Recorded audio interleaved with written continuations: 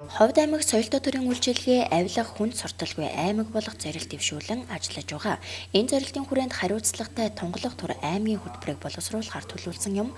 Хариуцлагатай тунгалаг тур аймгийн хөтөлбөрт иргэд олон нийтийн саналыг тусгах нь зүйтэй гэж үзсэн учраас энэхүү хөтөлбөр тусгах санал авах хэлцүүлгийг зохион байгуулсаар байна. Эхний хэлцүүлгийг 10 дугаар сарын 17-ны өдөр Нутгийн удирдлагын ордны иргэний танхимд зохион байгуулсан бол хоёр дахь удаагийн хэлцүүлгийг энэ сарын 23-ны өдөр зохион байгуулж төрийн болон төрийн бус байгууллага аж ахуйн нэгж, хувийн хөвшил, иргэний нийгмийн байгууллага ахмад настан оюутан залуучууд ард иргэдийн төлөөллийг оролцуулан тэдний санал хүсэлтийг сонсож ажилласан юм а. Тэгвэл хариуцлагатай тунгалаг тур аймгийн хөтөлбөр тусгах санал авах 3 дахь удаагийн хэлцүүлгийг энэ сарын 25-ны өдөр зохион байгууллаа. Энэ удаагийн хэлцүүлэгт хувийн хөвшил, төрийн байгууллага, эрүүл мэндийн салбар, оюутан залуус, ахмадын төлөөлөл оролцож аймаг орон нутгийн ажил үйлчилгээний талаарх алдаа дутагдал, төр хувийн хөвшлийн байгууллагын ажил үйлчилгээний чанар хүртээмжийг хэрхэн сайжруулах талаар өөрсдийн үнэтэй санал зөвлөмжөө ажлын хэсгийнхэнд уламжилсан юм а. За өнөөдөр энэ хариуцлагатай тунгалаг төр хэлэлцүүлгийн 3 дугаар хэлэлцүүлэгт оролцож байгаадаа маш их баяртай байна. Манай аймаг бас ийм хөтөлбөрийг хэрэгжүүлж төрийн албан хаагчдаас эхэлж төрөөсөө эхэлж ийм хариуцлагыг бий болгох уриалга гаргаж байгаад их баяртай байна. Тэгээд ер нь хариуцлага гэдэг бол нийгмээрээ улс орон даяараа одоо хариуцлага соёлгүй байдал, хариуцлагагүй байдал бол газар автсан хариуцлага хүлээж байгаа хүн байхгүй байгаа. Гэхдээ яг ийм цаг үед одоо манай аймаг энэ сэдвийг хөндөж авч хилцэж байгаа нь маш их талархалтай байна. Тэгээд хамгийн гол нь хувь хүний хөгжил маш их чухал. Энэ ямар нэгэн юмд хөгжил дэвшлийг бий болгоход хувь хүний л хүчин зүтгэл маш их байдаг.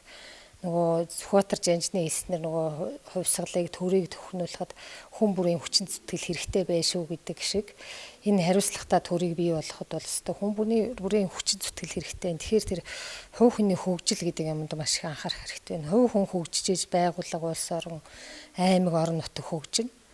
Тийм болохоор тэр одоо манай аймагт бас хувь хүний хөгжлийн институт энэ төр байгуулагдсан.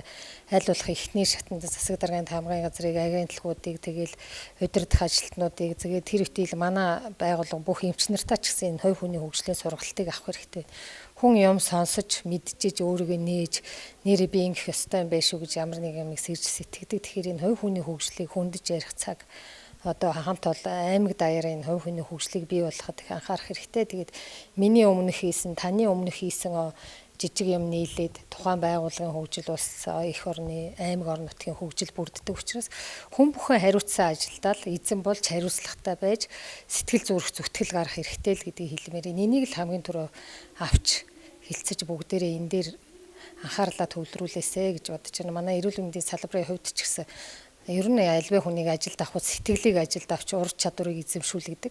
Тэрнээс хичнээн мундаг ур чадвартай байгаа сэтгэлгүй хүнийг ажилд авахар тэр хүнээс юм гардаггүй.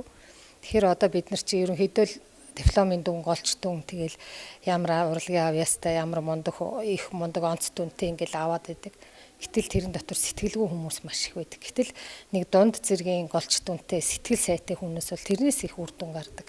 Тэгэхээр бүгдээрээ сэтгэл зүтгэлтэй байх, сэтгэлдээ ямыг багтаах те би бас нэг үгийг хэлэх их дуртай.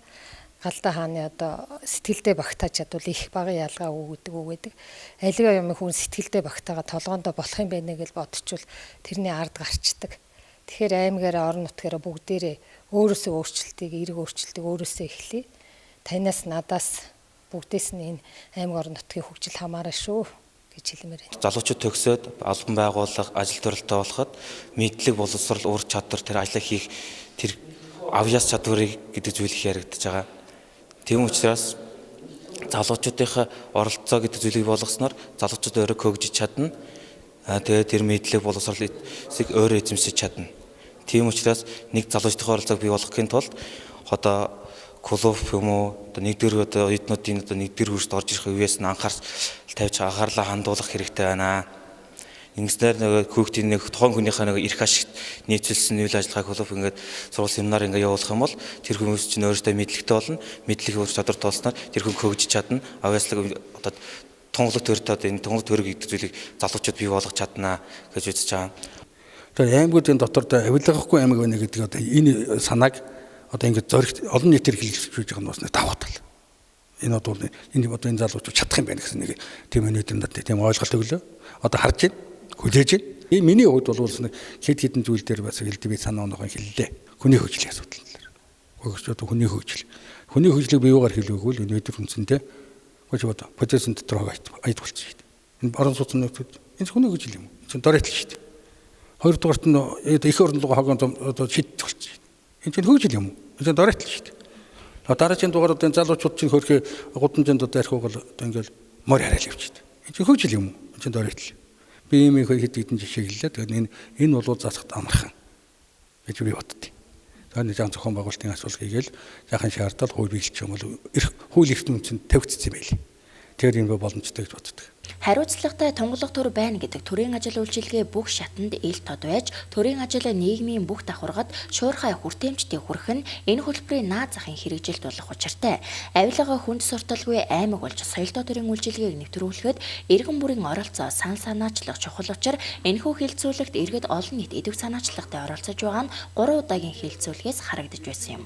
Иймээ соёлтой төрийн үйлчилгээ авилга хүнд сурталгүй аймаг болох зорилтын хүрээнд орон нутагт тулгамдж буй асуудлыг олон нийтийн оролцоотойгоор тодорхойлон шийдвэрлэх, цаг үеийн ажлыг эрчимжүүлэх, төрийн албаны сахилах, хариуцлага, үйлчилгээний соёл хүртээмжийн шин шатанд гаргах зорилготой энэхүү хөтөлбөр цаг үеийн осон чухал ажил болж байгааг оролцогчид онцлож байсан юм а.